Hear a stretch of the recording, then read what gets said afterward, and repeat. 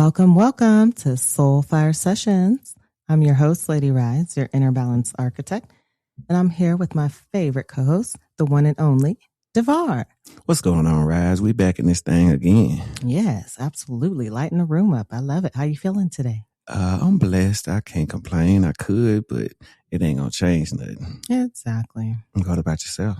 I'm feeling great. Got some rest, slept well. Now we're up and at 'em. I'm glad.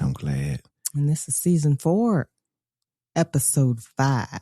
That's insane. Mm-hmm. I'm excited about things that we got coming up. Yeah. Open doors, new opportunities. It's amazing. Yeah, we got a car show coming up that we got a booth at. Yes, we are vendors at Aurora Car Show, September 12th, 2026. Let's go. Indeed. I hope y'all come out and spark the flame with us. Yeah, come to Colorado. Get your ticket now. Get your shine on just like those cars are. Yeah. Yeah, so we've done body count, double standards, expectations. Those were some serious conversations. All of them. Wow. And last was two lovers. Oh, yeah. Ooh, that was hot. Yeah, that hit hard right there. A lot of people had things to say. Oh, yeah. Many different opinions. Can you do it? Can you accept it? It was a lot. Right. So what about now? Now we're talking about something that affects everyone. Who does what in your household? Oh, my God. And who decided that? I think we about to start a fight. Yeah. So this is who does what, the rules we never wrote. Oh, wow. Maybe we can clear it up for them so that they understand and don't have to have these complicated households. I hope so. That's what we're trying to do. Lead people to their greatest purpose, dig within, take accountability to where they can provide that safe space and that peace and that happiness. Right. In their community, wherever they're at. Indeed. Yeah, so we all have roles. Some we choose, some we've inherited. Some we never even question. But here's the thing. When we play these roles, they come with invisible work. The planning, the remembering, all the tracking, the emotional labor that nobody sees, but everyone feels when it's not done. I kind of know what you're talking about. You don't see the load, but you feel it when it drops. Right. So today we're talking about the invisible load. Who's really carrying it? Hey, so let's dig in. Devar, are you ready for me to go ahead and dig in? Just dig lightly. Okay, so then define what we're talking about here. What's the invisible load? What are we talking about? Okay, so we basically talking about responsibility. Responsibility is something you're accountable for doing, handling, or taking ownership of. But sometimes we confuse responsibility with tradition. We hear things like a man is supposed to provide, a woman takes care of home, a husband should, a woman should. My question is, who decided that that was their job? Right. How do we know? It's a good question. So, who do you think created these roles in the first place? I think it comes all the way back from our ancestors, our grandparents. They keep passing it down, just showing us the same thing. We never asked any questions. So if you was to switch places, so like I recently read an article about women becoming breadwinners while husbands stay at home with the children, and people call it reversing the roles. But is it really reversing the roles? Because it comes with a lot. It's all the work that keeps the whole entire household running, the relationship running. It's the stuff that nobody sees. Right. All the organizing, remembering, planning. What about the mental tracking? Oh, wow. That's deep. And why is earning money automatically his role and raising his own children automatically hers? Right. Are roles supposed to serve the relationship, or is the relationship supposed to serve the roles? You got to wonder. And, what does fair responsibility look like? I don't think everyone has to be 50-50 to be fair. Maybe one works. Maybe one earns more. Maybe one cooks and the other handles finances. But everybody should be contributing. Right. Yeah, I've experienced being the only person earning money and still having to pick up whatever wasn't done at home. Eventually, you have to ask, can you enjoy all the benefits of partnership while only participating in responsibilities when you feel like it? No, because then I feel like you're carrying all the weight. You never get time to think, to enjoy, to relax. And because there's deeper layers of it as well, just besides working and cooking and cleaning. Mm-hmm. I'll give you an example. So say, for example, when you go to the grocery store, Mm-hmm. I feel like there's always one person who gets the toilet paper, those essential needs. Mm-hmm. You've been there, right? Right. Yeah. And nobody cares or thinks about that item until it's gone. Right. And then you're the bad person because you're the one who didn't get it. You didn't get it. Yeah. Why is it gone? Yeah. So you can reject traditional roles, but you can't reject responsibility. Right. So it's going to be there regardless. I mean, everybody needs to wipe their ass. Mm-hmm. So we definitely need to, I think we need to sit down and discuss what roles is what in the household. Yeah. So let's take a deep dive. You ready? Can I go ahead and dig in? Yeah. Okay. Don't take it easy, please. Light digging? Yeah. Oh, okay. We'll see if I can do Wait. What do you mean we'll see? Okay. All right. So I'll ask then, who does what in your household? And who decided that? Well, I pretty much work and I'm the breadwinner, I guess, but I still try to come in and do things in the house. I just don't want to have to do everything. Now, who decided that? I guess it got to be society. Maybe it was biblical. I don't know how far this goes back, but it kind of baffles me sometimes when it's automatically my job. Right. I think it goes all the way back because I grew up seeing my mom do everything, the cooking, cleaning around the house, the planning vacations. And my dad worked. Right. And you don't question it. You feel that's how it's supposed to be. It's normal. I feel like we should question it though. We should question everything, honestly. Yeah, absolutely. That's part of our problem. And another thing that I hate, why do we know their job better than our own? We hear people describe exactly what a real man, good husband, good wife, or a good woman is supposed to do. But here's the question. Why are we sometimes experts on our partner's responsibilities and beginners at our own? Ouch. That's a deep look inside right there. Right. Turn back to self. Yeah, before I give somebody else their job description, can I explain what I'm bringing to the relationship myself? What are you bringing to the table? Can you picture that? You go sit down for a date and you trying to figure out what the other person can do for you, but instead you're telling them what you can do for them. Yeah, maybe that's how it should be. Right. Just a thought. Yeah, lay it out on the table. What do you bring to the table? Right. Let's both do it. Right. So what roles did you learn from your parents that you're still playing now? Oh, man. Yeah, it's a lot of that. If you're the oldest child, they may say you got to watch the rest of the siblings. I've always felt bad for the oldest child in those situations because I feel like that's automatically tossed down to automatic. Mom is stressed out, dad's at work, so you get to help me. They don't get to live their teenage child life because of other babies. Right. You might automatically get certain chores if you are one of the daughters that know how to cook better. You might have to cook dinner some days for the family. So for me, it was helping out around the house. So my older brother would have to do the outside stuff, so I would have to do the inside. And I got so used to it that I got good at it. But what if I wasn't good at it? Then you would just be living in dirt, trash. Right. But I'm saying it would be a role put on me that's not my strong point. Right. But the more that you do it, I feel like you can make it strong.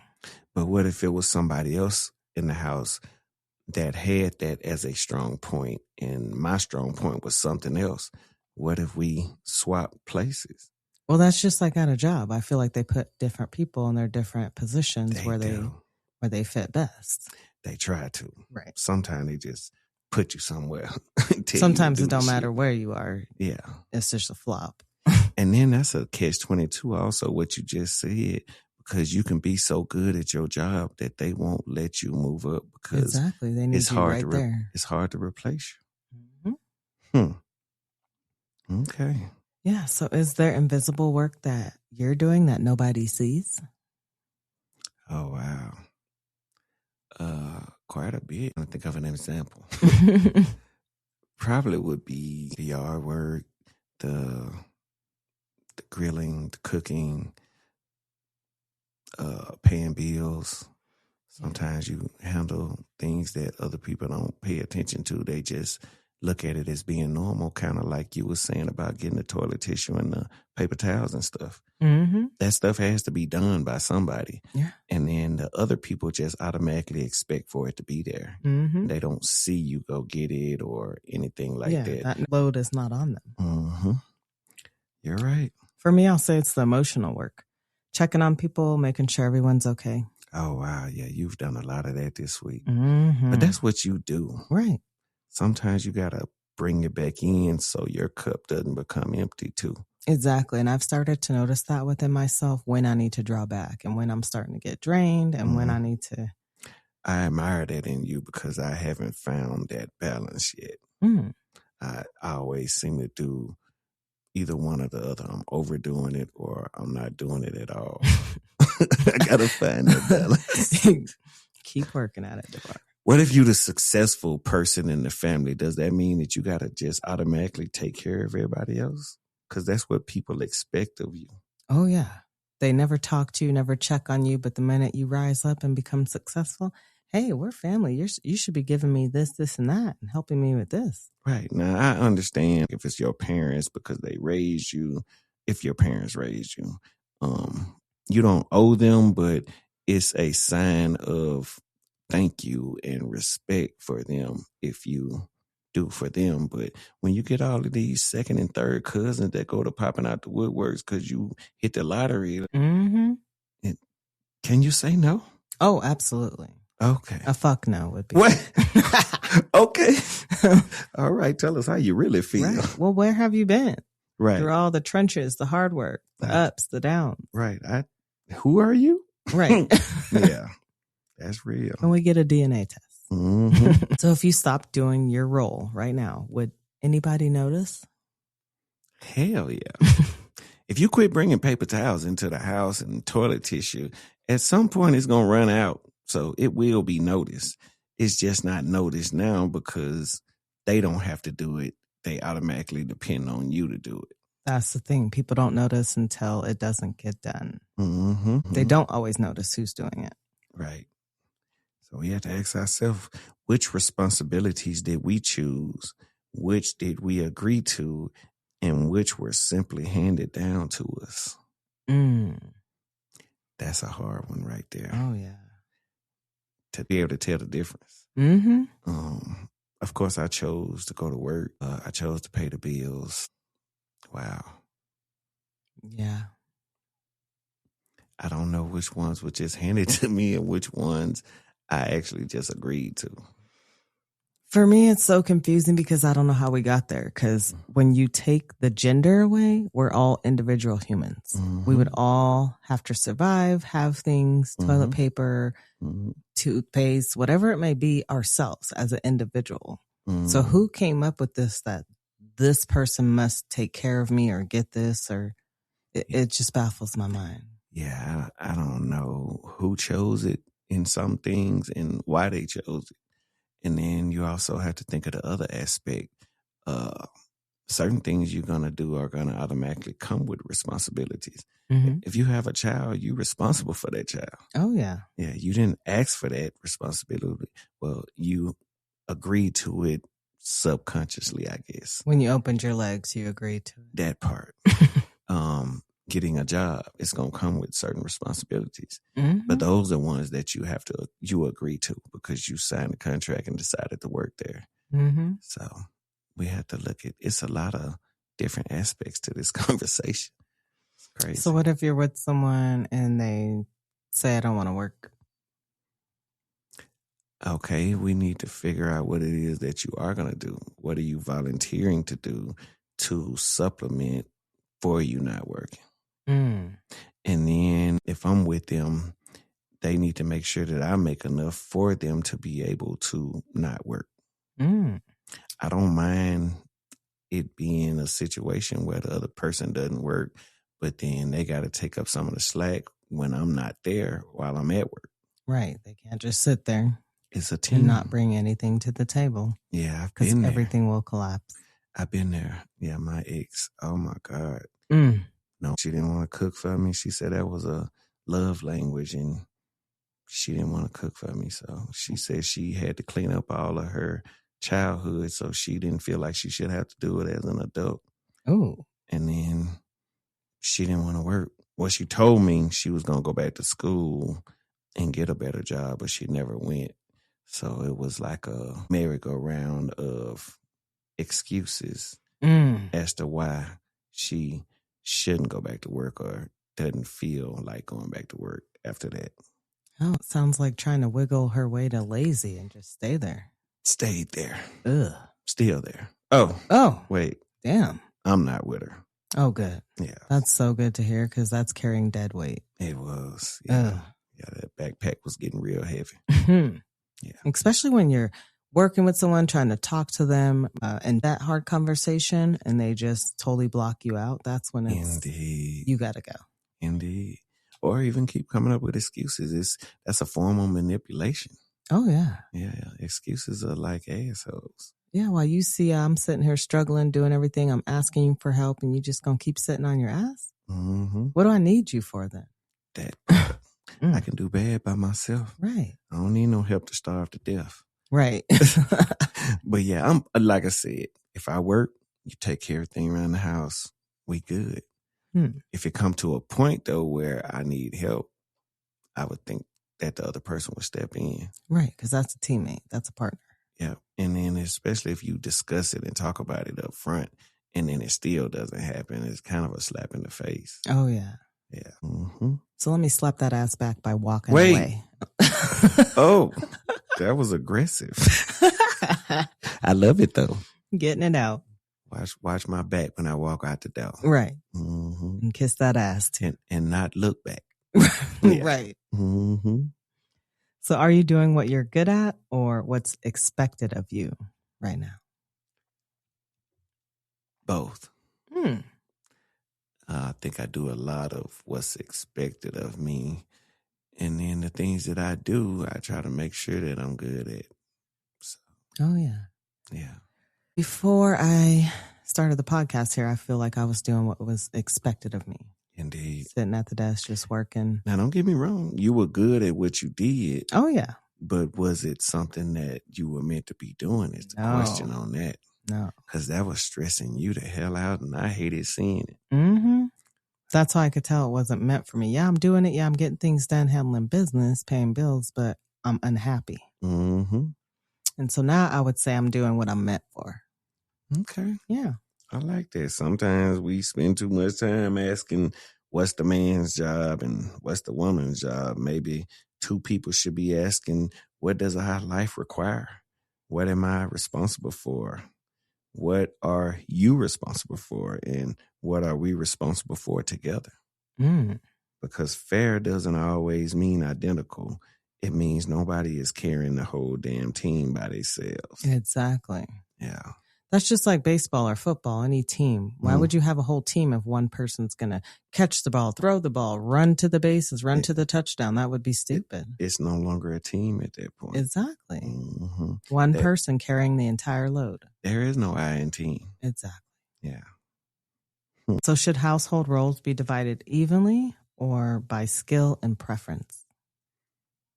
Me personally, I think the skill and preference part. I prefer to clean the bathrooms than to dust.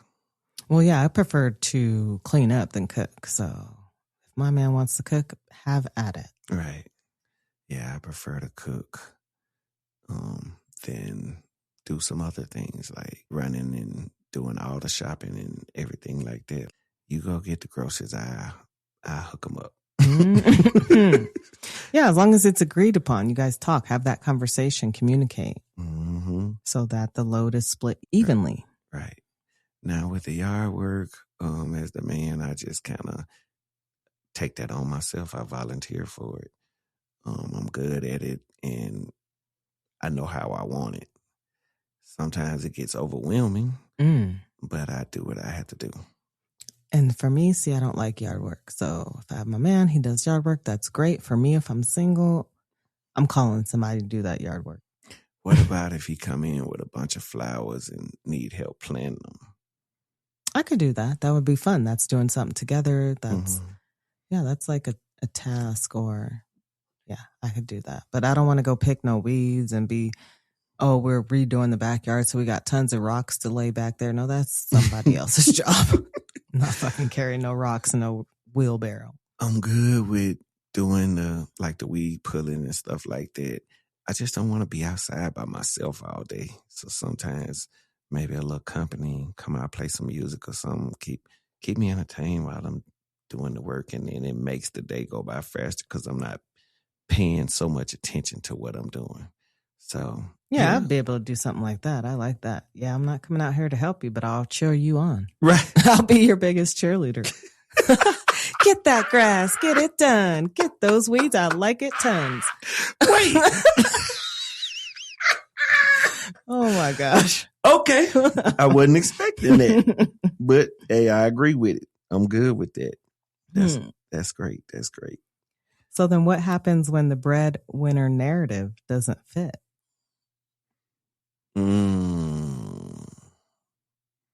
I don't even know if I know how to answer that question. Well, I feel it's outdated. Yeah. Yeah, it's outdated. Doesn't even fit most modern relationships these days. But people still try to force it. They still want to use that and have that in their back pocket. But it's gone. It's done. Like I said, the traditional roles are being reversed now in the U.S. More women are more educated. More women are out in the workforce, and there's more guys that's staying at home. Right. So was a breadwinner term designated for a man, or? I feel we've been brainwashed because even when you say breadwinner, man pops in my head. Yep. So we've all been brainwashed to that. But we have so many women now that are making more than the man. Absolutely. It's a lot of intimidation behind it, but yeah, it's happening.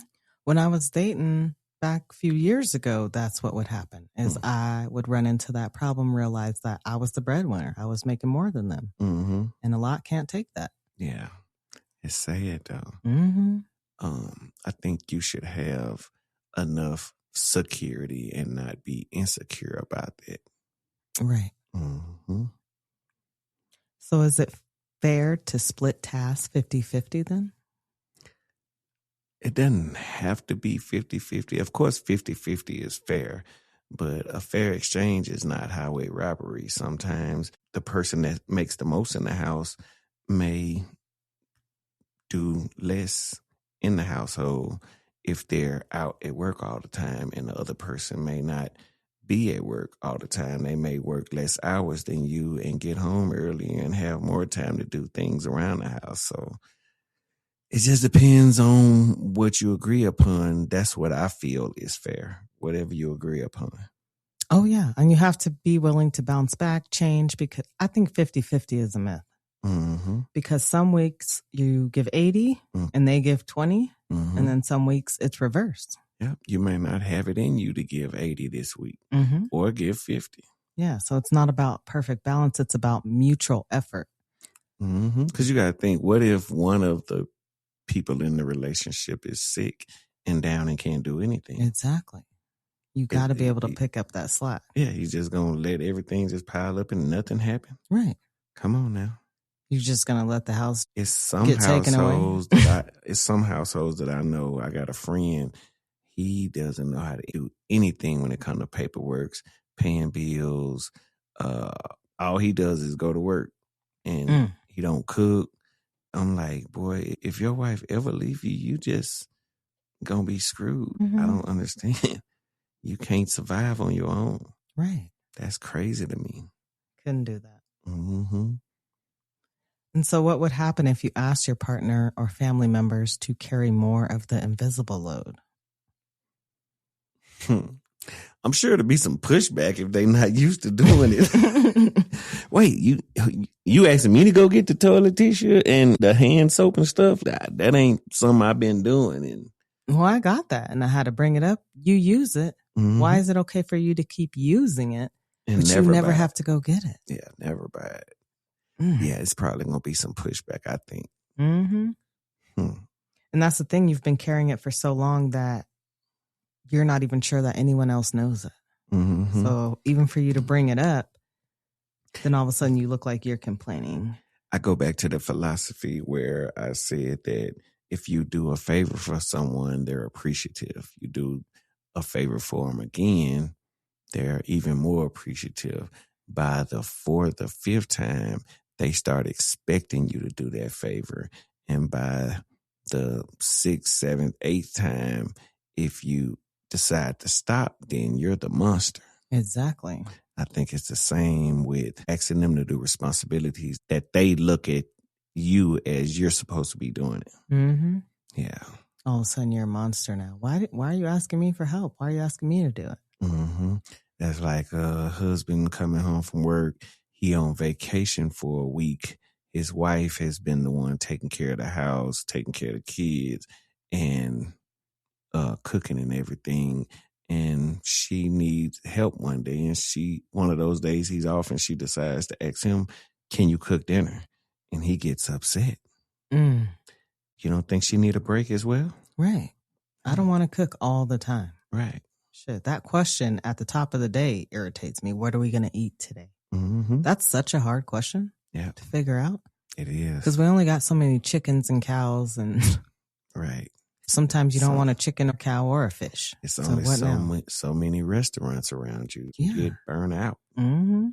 So, yeah, I definitely, if I was a chef, I couldn't see myself going home and then cooking, and then we go on vacation and people want me to cook. I want to go sit in a Michelin-star restaurant and get fed the same type of stuff that I'm used to having to do myself from somebody else. Right. Yeah.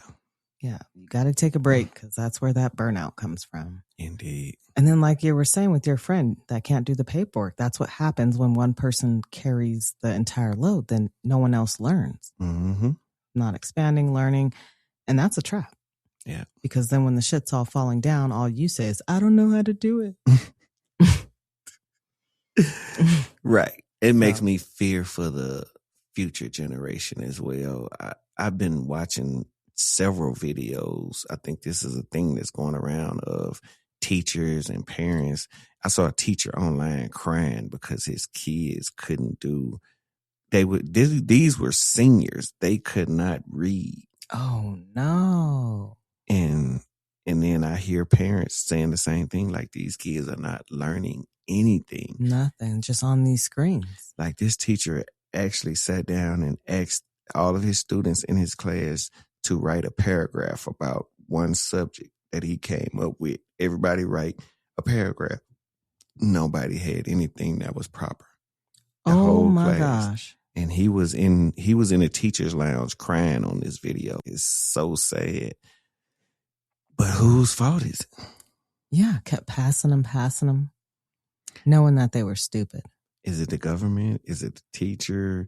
Like the government creates the curriculum and the teachers know that the curriculums that they're coming up with now are BS. But would you as a teacher go above and beyond and try to make sure that they get what they need? I feel like it has to be the teachers. We can't trust this government. Look what's going on. Right. I feel like they almost, looking at what's going on, I feel like they want us to be dumb at this point. Yeah. I kind of saw it coming back when they was like, teachers don't deserve a lot of money. Just give them the bare minimum. And they are the ones that are raising the future generation that's going to be running this country. Mm-hmm. So that's very sad. Yeah. We need to do better for our teachers. Right. Yeah, definitely should be a 6-figure job. Mm-hmm. Yeah. So how do you even start a conversation about help with invisible work without sounding like you're complaining? That's a good question. You should know how to have this conversation, Devar. Yeah, I tried to have the conversation, but it just got shoved back in my face. Well, did you start with the I statements? You know, if you go to someone that you want to talk to something about and you go accusing you, they're automatically going to shut down. Right. That's true. Always want to start with the I statements. I feel when you, that's one thing I remember from, I think, 2nd, 3rd grade, the I statements. Mm-hmm. Use those when you're trying to tell somebody something so they don't get all worked up and feel like you're just accusing them. Like you're attacking them. Mm-hmm. Yeah. That makes sense. Yeah. So you could say, I've been feeling overwhelmed with all the planning. Can we talk about how we can share this? Mm-hmm. And I feel like if you're with somebody that actually cares about you, they should listen. Yeah, they would want to talk about it. Mm-hmm. Maybe they didn't even know that you were getting overwhelmed with it all. Right. Yeah. Because it's not about blaming. It's about asking for partnership, for help. Mm-hmm. And like I said, I tried that, but it didn't work for me.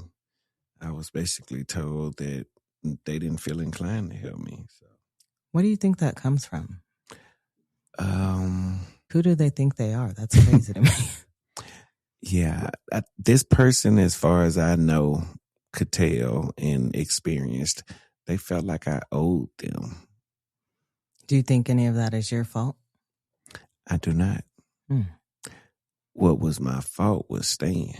Yeah, that's true. That's enabling. Yeah, for all of that time when I really suspected that they felt that way all along.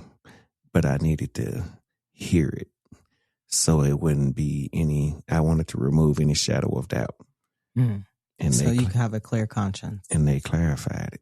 Mm-hmm. All right, I'm out. All right, well, we're done with this then. Mm-hmm. Yeah.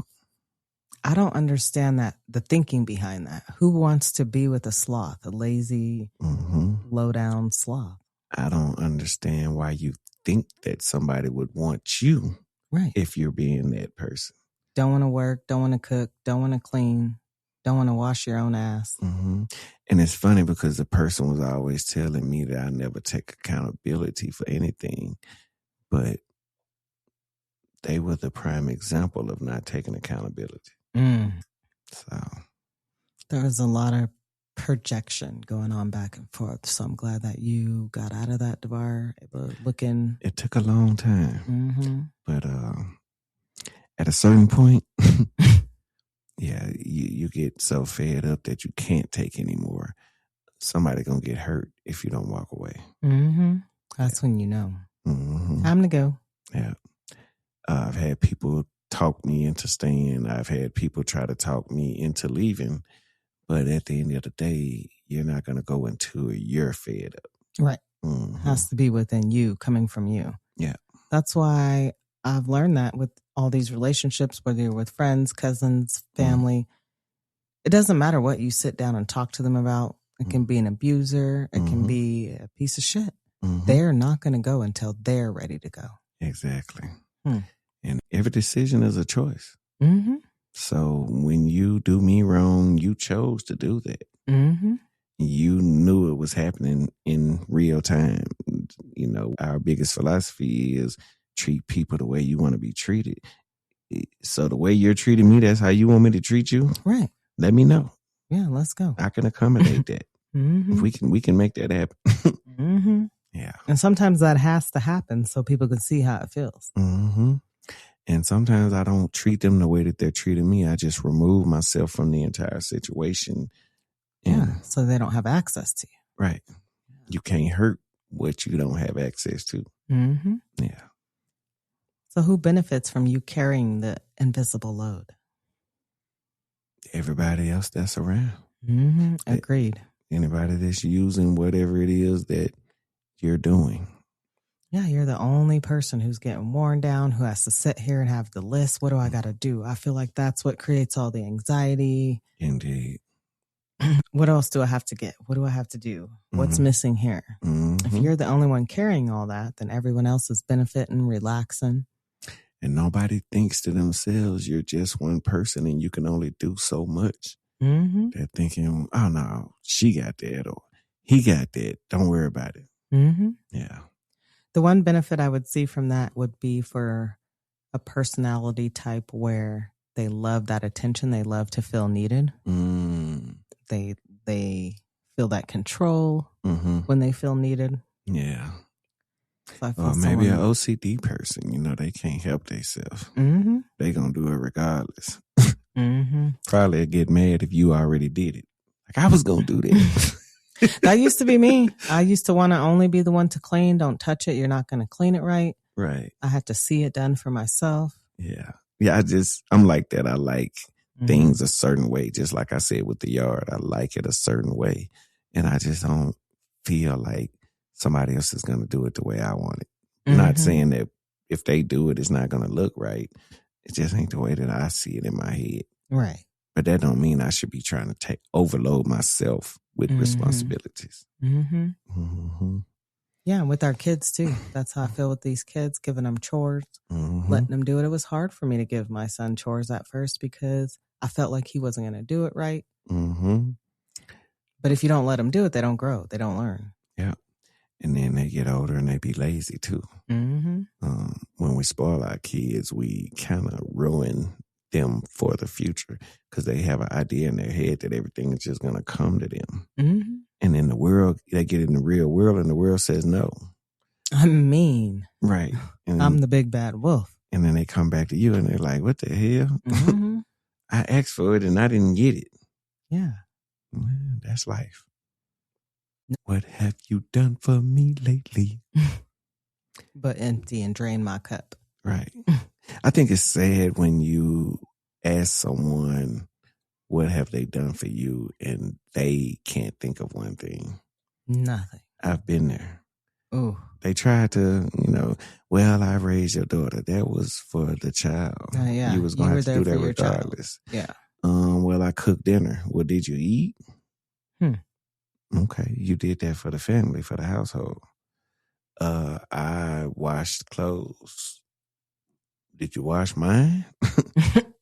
No. Oh, well. Oh. Like you saying that you took some off my plate by washing your own clothes? I don't understand. Couldn't name one thing. Wow. It's disappointing to hear. And then it makes me realize I'm being a fool by thinking that they doing something for me. It was all manipulation, gaslighting. Even if somebody come in and say, well, I gave you some sex. I gave it right back. Right. It takes two. Yeah.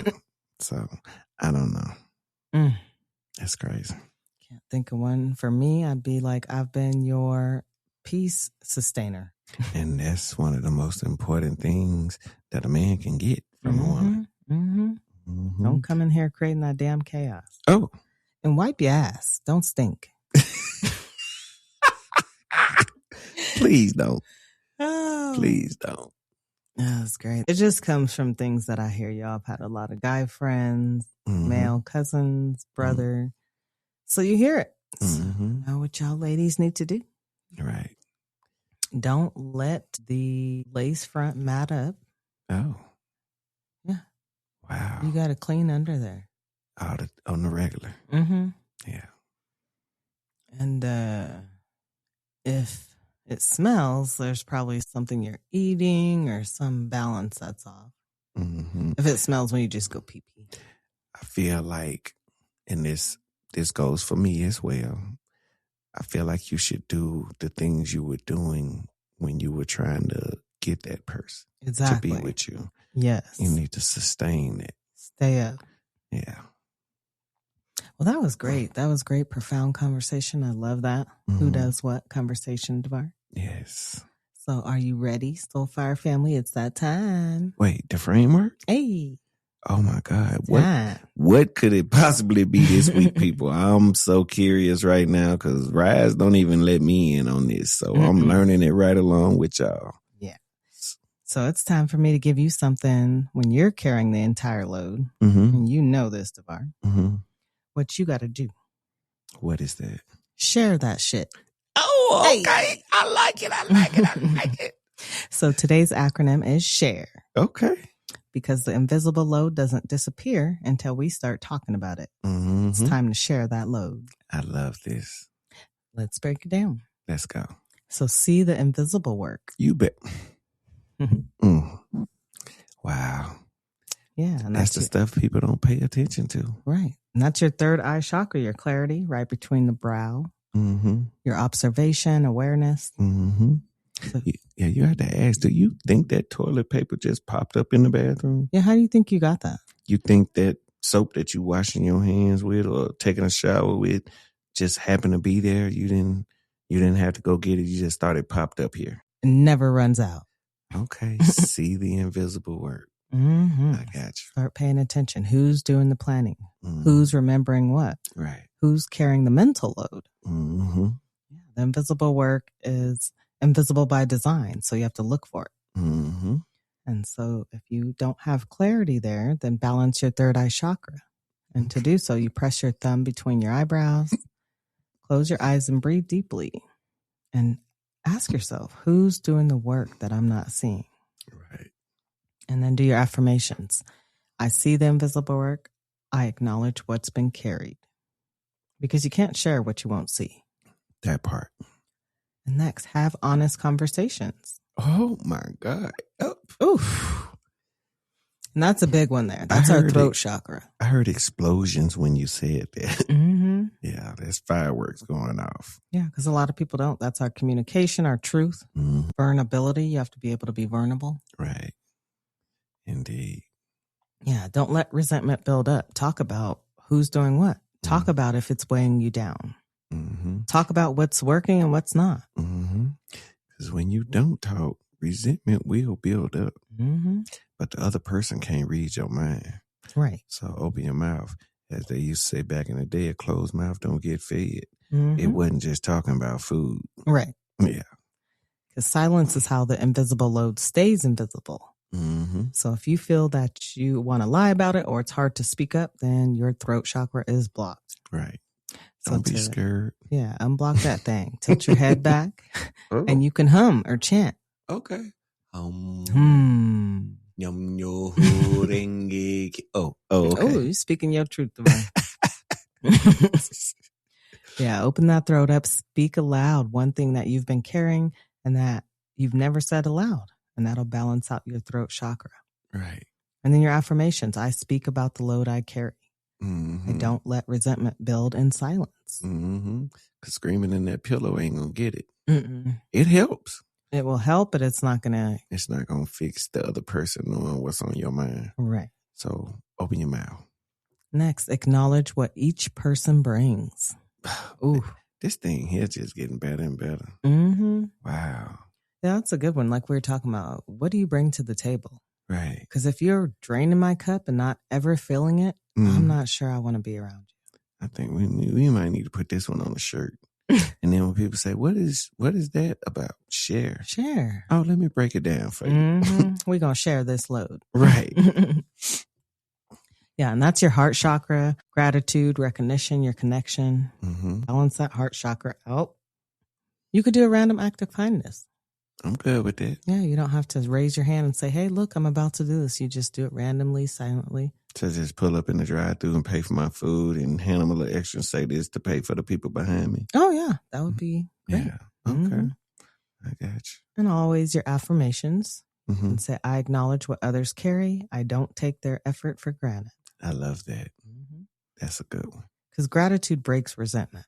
It does. You always want to be thankful for what you have. Because it could always be worse. And then next, while we share, we're going to redistribute the load. Okay. This is going in the right direction now. Yeah. And that's your power center, your solar plexus chakra, your governance over yourself. So you're saying it doesn't have to always be all on you? Right. Correct. Yeah. You can release some of that. Okay. Yeah. So that's change. That's your power. Change is allowed to happen. Yes. Yeah. So once you've seen the work, had the conversation, and acknowledge each other, it's time to actually change things. Okay. Redistributing means you don't just talk about it, you do it. So you have to shift the responsibilities, you ask for help, you let go of control. Right. And then like you did, once you asked for help, they didn't respond well, you still took the next action. Let me get out of here then. Yep. So that's good. Because for every action, there's a reaction. So your action was to basically throw it in my face that you wasn't going to help. So my reaction was, okay, you don't have to help. I'll go do all this on my own. Right. I don't have to be here with you either. You don't need me any longer. Right. You made it clear. Mm-hmm. Yeah. So to balance your solar plexus chakra out, you want to breathe fire into the middle of your chest, your upper belly. Mm-hmm. We're dragging now? That's deep breathing, yes. Oh, okay. Just checking. Yeah, and imagine a yellow light filling you with courage, change, change what isn't working. Okay. What is the color? Yeah, yellow's the color for the solar plexus. Gotcha. So you can eat yellow foods as well, bananas, pineapples. Okay. Balance that thing out. Sounds like a plan. What about yellow cake? Does that? Oh, all yellow foods, that would work. Okay. All right. Hey. I don't like yellow cake, so that's crazy. Wait, but yeah. Lemon? You don't like lemon cake? Mm-mm. Stop it. Just like how you don't like chocolate. I mean, chocolate is disgusting. That's different. Lemon cake is disgusting. So, oh my God. See how each his own? Oh my God. I think we should end this show right now and just duke it out because those are fighting words. That's how I felt when you say you didn't like chocolate. What? Yeah, it's horrible. Nobody should like it. But anyway. Affirmations. I redistribute the load. I share the work. Okay. I let go of the need to carry everything. Yes, you should. Yes. As you should. So talking without action is just venting. So you got to do the work. Oh, wow. Say that again. Talking without action is just venting. So get up and do the work. Okay. Hey. I like that. I'm going to have to use that one. Yeah, can that go on a t-shirt too? Shit. Yeah. All the little sayings here. We need that. Reminders. Great. That's a big one right there though. Okay. Carry on. Finally, while we share this load, we're going to evaluate and adjust. It's a wrap. Yep. Do we have to keep going? I think we explained it all already. Yeah. We're going to share this shit. That goes back to your root chakra, your foundation. That's stability, sustainability, your safety. Okay. Yeah. So the load will shift. What works today might not work tomorrow. So keep checking in, keep talking, and keep adjusting. Yeah, because an agreement that you make at 25 may not be the same at 45. Exactly. Your entire life may be changed. So it's not perfect balance. It's going to be ongoing communication. That's the goal. That is the goal for the entire relationship. Yes. Ongoing communication. So if your root feels shaky, you feel insecure, that instability, you want to balance that thing out by grounding. Okay. Yeah. Balance the root by grounding. You can always sit with your feet flat on the floor, press into the ground, and imagine the red light. Oh. Root chakra is the red light. Remember back in season 1, we used to talk about my red panties? Yeah. Wait. Yeah, so I could ground with them things. Okay.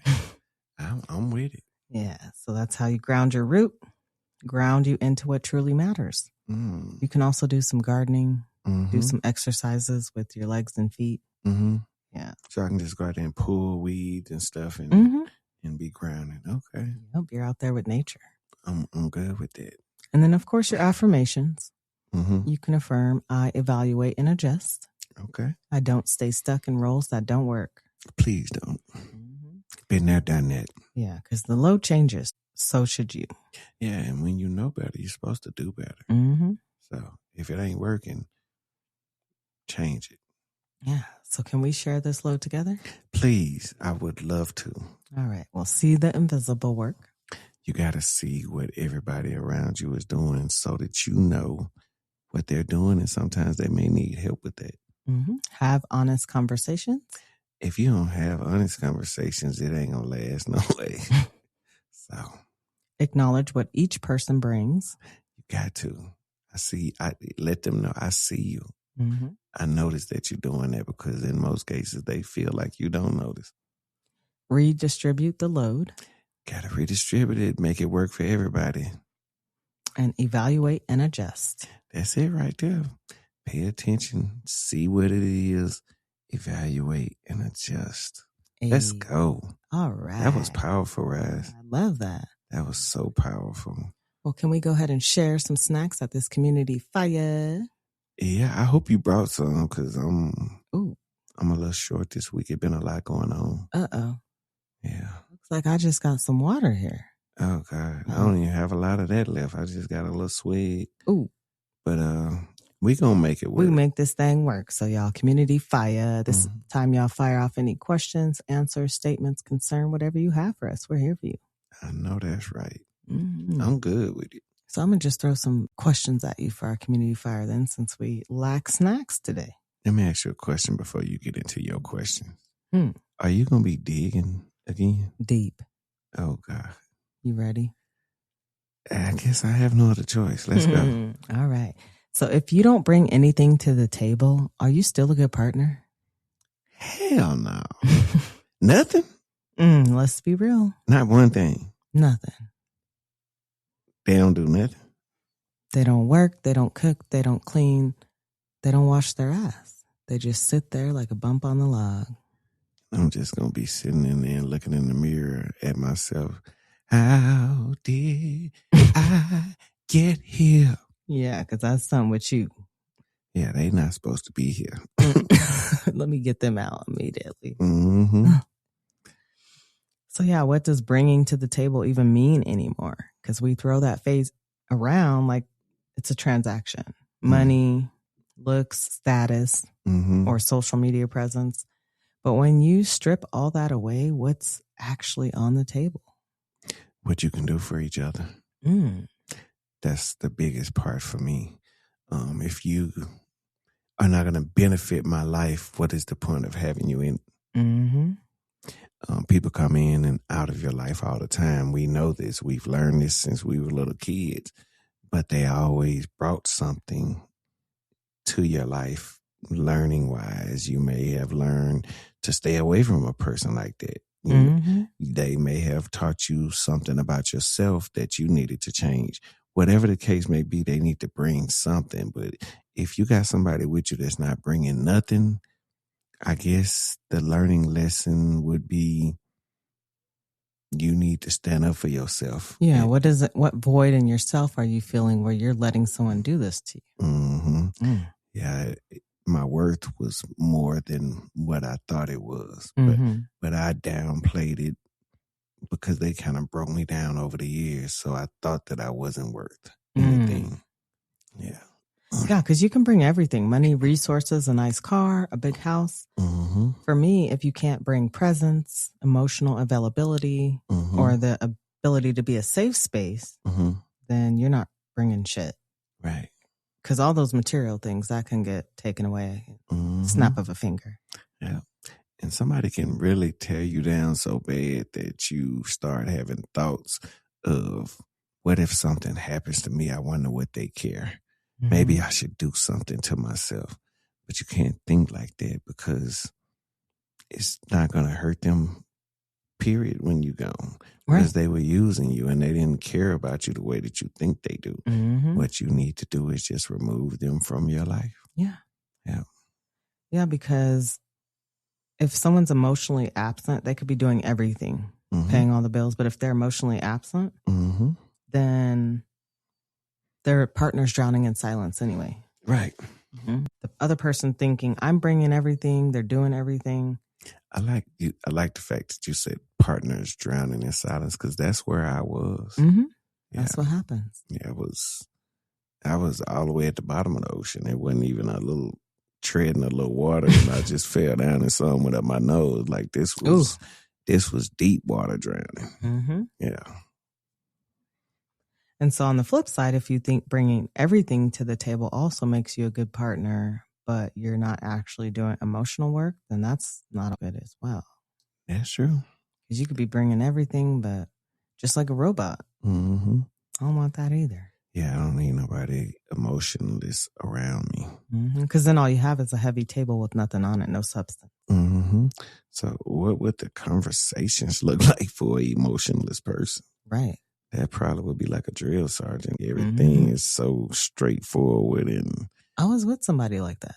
Oh, God. It was so boring. Wow. No laughs, no humor. Wow. Just so serious. Go to bed early on a Saturday night. That shit's not for me.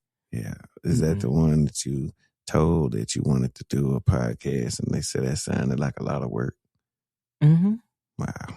Yeah. So. What a lame. Yeah, don't need nothing to do with you. We have there's no uplifting, no support, no. Mm-hmm. No emotion there, period, unless it's about you. Right. Yeah. Fuck all that. Mm-hmm. So when a relationship ends, does your ex owe you anything just because they left? That shit sound crazy. Well, some people think that you just walked away. Mm-hmm. Your ex, do they feel that they're owed something because now you're walking away? I don't owe you shit.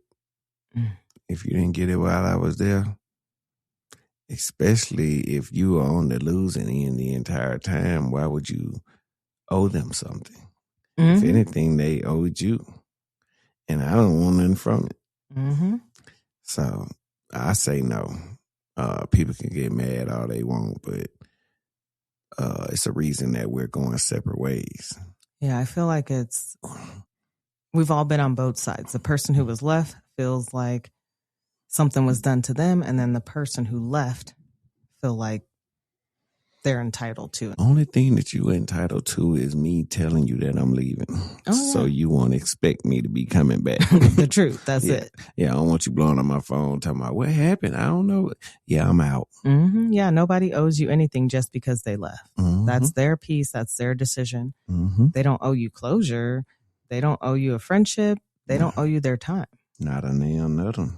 They chose to go. Mm-hmm. And if it hurts, it stings like hell. That's what it is. Mm-hmm. But staying tangled up with someone who walked away is a trap. Right. Staying tangled up for someone who's not willing to do anything after the hard conversation, that's a trap. Right. How can I leave, but I still got a toe in the door over there? Mm-hmm. Yeah, that don't work. Yeah, and it doesn't mean that you get to be cruel to that person. Mm-hmm. You still want to have respect, have dignity. Yeah. I give you the respect of not ever speaking to you again. Right. So that's what I'm saying. That would be the only thing that you do owe them is honesty. Mm-hmm.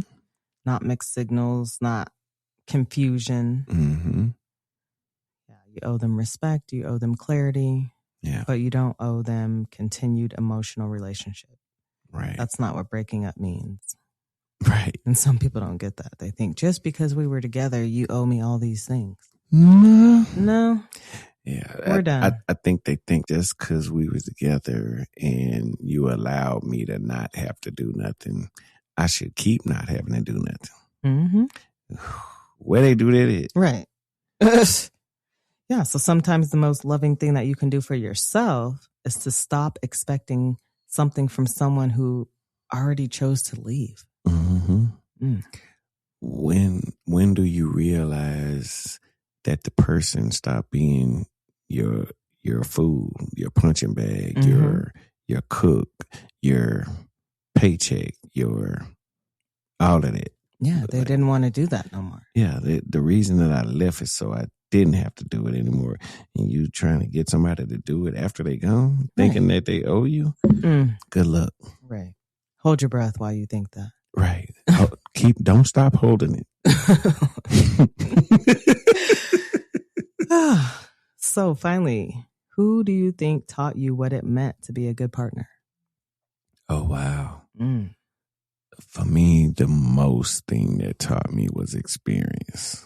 Yep. I got a lot of insight from watching other people, my parents, other people that went through bad relationships on what not to do. And then I got into one that was bad myself. And I learned from experience what not to do. Mm-hmm. To me, it's like a process of elimination. Learning what not to do will teach you what is good to do. Right. Mm-hmm. Yeah, I feel like we had to unlearn the blueprint. Mm-hmm. The things that we never asked, the questions we didn't ask.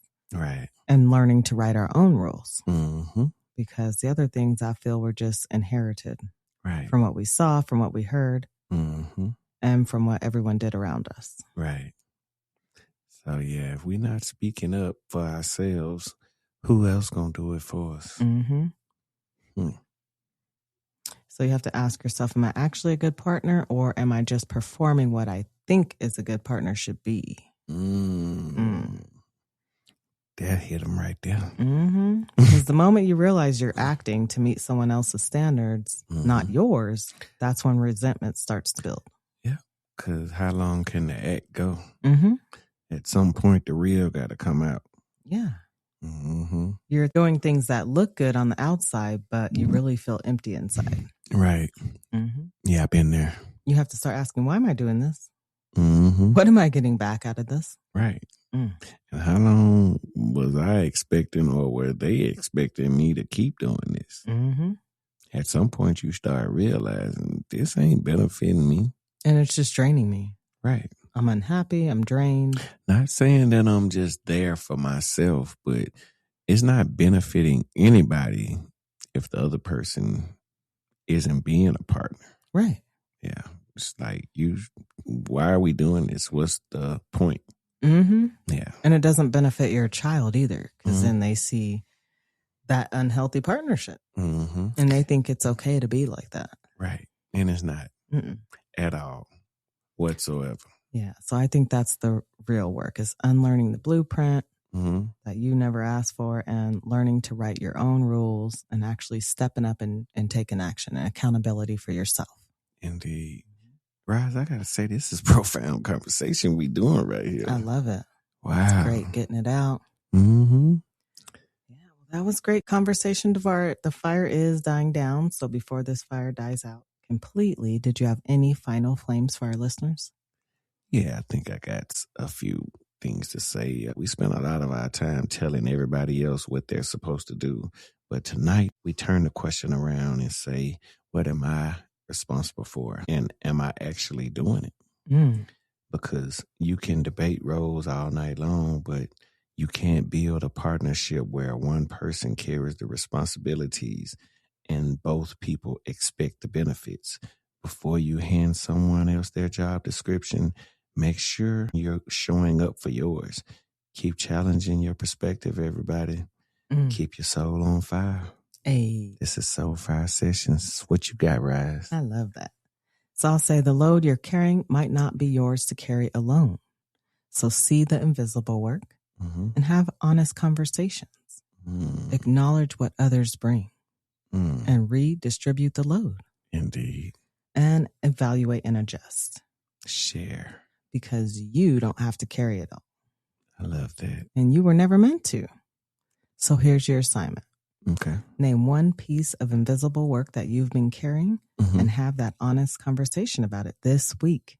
Okay. Ask someone to carry something and let them.